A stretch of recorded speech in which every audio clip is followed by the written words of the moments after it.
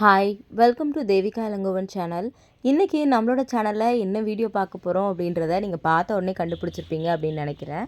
ஆமாம், இன்றைக்கி வந்து ஒரு ஷூட்டிங் vlog தான் வந்து பார்க்க போகிறேன். நான் ஊருக்கு போயிருந்தேன் அப்படின்றது நம்மளுடைய சப்ஸ்கிரைபர்ஸ் எல்லாருக்குமே வந்து தெரியும். ஊருக்கு போயிட்டு வந்த உடனே பார்த்திங்கன்னா நெக்ஸ்ட் டேவே வந்து ஷூட்டிங் இருக்குதுன்னு சொல்லிட்டாங்க. நான் வந்து திருக்கோவிலூர் வந்து போயிருந்தேன். அங்கே பார்த்திங்கன்னா போயிட்டு நைட்டு வரும்போது 2:30 கிட்ட ஆகிடுச்சு வீட்டுக்கு வரும்போதே. அதுக்கப்புறமா காலையில் அப்படியே வந்து தூங்கவே இல்லை. பிரம்ம முகூர்த்த பூஜைலாம் பண்ணிவிட்டு நான் வந்து கிளம்பி ஷூட்டிங்க்கு வந்து வந்துட்டேன். லொக்கேஷன் வந்து நம்ம வீட்டிலேருந்து ஒரு 2 தெரு தள்ளி இருந்துச்சு. எப்போவுமே ரொம்ப லாங்கில் இருக்கும்.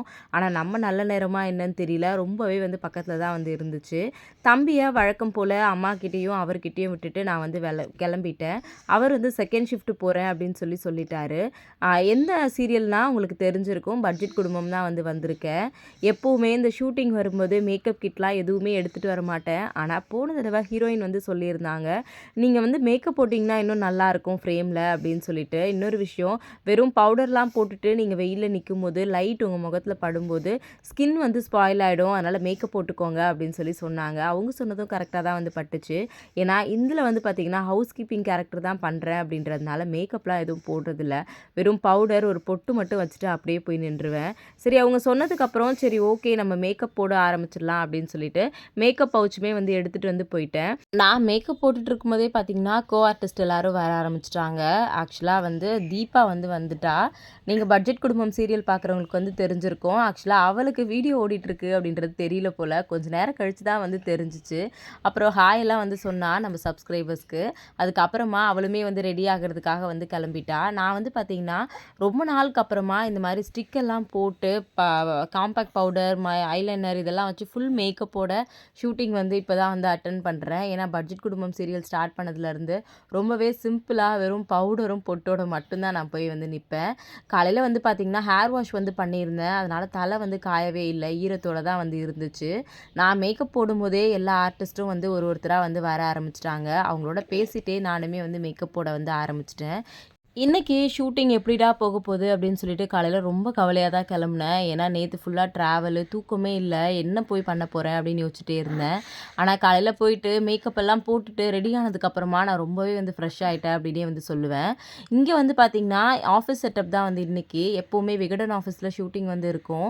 இங்கே வீடு அப்படின்றதுனால இதுவுமே ஆக்சுவலாக ஆஃபீஸ் செட்டப் தான் மேலே. ஆனால் பார்த்திங்கன்னா கீழே ஆர்டிஸ்ட்டுக்குன்னு ரூம் எல்லாம் வந்து கொடுத்துருந்தாங்க. ரொம்பவே வந்து கம்ஃபர்டபுளாக இருந்துச்சு எனக்கு மேக்கப் போடுறதுக்கு, ட்ரெஸ் சேஞ்ச் பண்ணுறதுக்கு, அதுக்கப்புறம் பார்த்திங்கன்னா உட்காந்து ரெஸ்ட் எடுக்கிறதுக்கு எல்லாத்துக்குமே வந்து ரொம்பவே வந்து நல்லா இருந்துச்சு.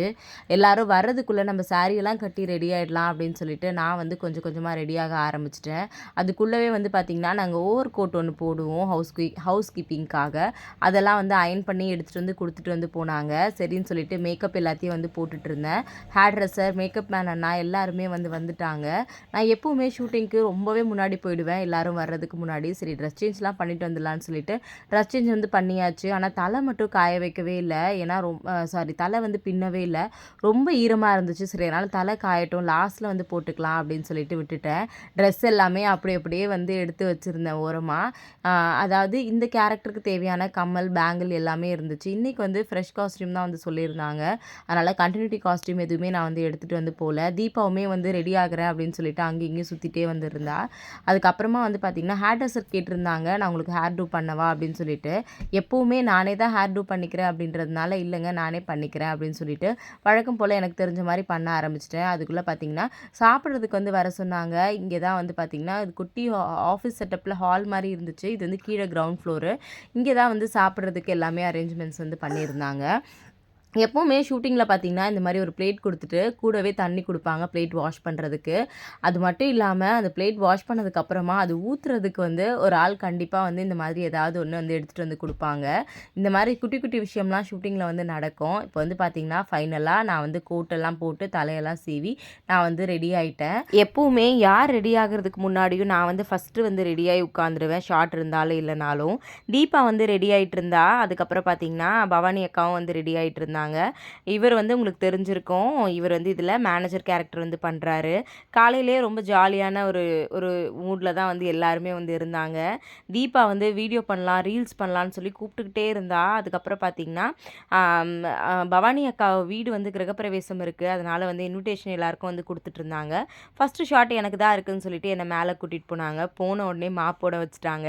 இதுதான் மேலே வந்து ஆஃபீஸ் செட்டப்பு. சரி ஃபஸ்ட்டு ஷாட்டே வந்து மாப் போடுற மாதிரி தான் வந்து இருந்துச்சு.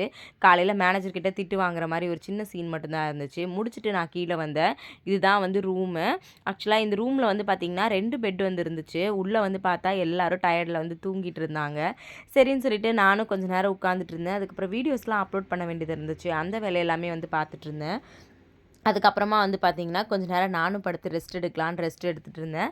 உடனே மதியம் லஞ்ச் பிரேக் வந்து வந்துருச்சு. கீழே வந்து வெளியில் நிறைய பேர் சாப்பிட்டுட்டு இருந்தாங்க. உள்ளே வந்து வழக்கம் போல் எல்லோரும் உட்காந்து நிறைய பேருக்கு வந்து லஞ்ச் வந்து போட்டுட்டு இருந்தாங்க. நாங்களுமே வந்து சீக்கிரமாக சாப்பிட்டுட்டு அதுக்கப்புறமா போய் டச்சப் பண்ணிடலாம் அப்படின்னு சொல்லிட்டு டச்சப் பண்ண வந்து ஆரம்பிச்சிட்டோம். ஏன்னா மதியத்தில் எல்லாருமே டயர்டாக இருப்போம் அப்படின்றதுனால மறுபடியும் மேக்கப் எல்லாம் ஒரு தடவை போட்டுட்டு ஹேர் டூலாம் பண்ணிவிட்டு பழைய பூ இருந்துச்சு அது எல்லாத்தையுமே வந்து மாற்றியாச்சு. மாற்றிட்டு அதுக்கப்புறமா வந்து பார்த்திங்கன்னா நெக்ஸ்ட்டு ஷாட்டுக்கு வந்து நாங்கள் எல்லாருமே ரெடி ஆகிட்டோம். சீன் பேப்பர் என்ன அப்படின்னு சொல்லி தான் வந்து பார்த்துட்டு இருந்தோம். எங்கள் எல்லாருக்கும் அடுத்தது சீன் இருக்குது அப்படின்னு சொல்லி சீன் பேப்பர் வந்து கொடுத்துருந்தாங்க. மேலே போயிருந்தோம். ஹீரோயின் வந்து காலையிலேருந்து நாங்கள் பார்க்கவே இல்லை. ஏன்னா அவங்களோட காம்பினேஷனில் தான் எப்பவுமே எங்களுக்கு சீன் வந்து இருக்கும். ஆனால் அவங்க காலையிலேருந்து பார்க்கவே இல்லை. நாங்கள் 3 பேர் மட்டும் சீன் பேப்பர்லாம் வந்து படிச்சுட்டு இருந்தோம். அதுக்கப்புறம் மேனேஜர் கேரக்டருக்கு வந்து பார்த்திங்கன்னா ஷூட் வந்து போயிட்டு இருந்துச்சு. அவர் தான் பயங்கரமாக கலாட்டா பண்ணிகிட்டே இருந்தார். நாங்கள் எல்லோரும் தூங்கிட்டு இருந்ததை வந்து ஃபோட்டோ எடுத்து மேனேஜருக்கு வந்து அனுப்பிட்டு சார் ஷூட்டிங் வந்துட்டு எல்லோரும் தூங்குறாங்க அப்படின்னு சொல்லிட்டு சும்மா கிண்டலுக்காக வந்து பண்ணிகிட்டு இருந்தார். எங்களுக்கு வந்து பார்த்திங்கன்னா ஆக்சுவலாக நான் ஊருக்கு போயிட்டு வந்தேன். ரொம்ப டயர்டாக வந்து இருந்துச்சு எனக்கு. ஆனால் வந்து பார்த்திங்கன்னா ரெஸ்ட் எடுக்கிறதுக்கு ரொம்பவே வந்து டைம் இருந்துச்சு. எனக்கு பெருசாக வந்து சீன் எதுவுமே இல்லை. ஒரு 2 சீன் தான் வந்து இருந்துச்சு. காலையில் ஒன்று, நைட் ஒன்று. நான் நல்லாவே வந்து ரெஸ்ட் எடுத்துகிட்டு தான் வந்து இருந்தேன்.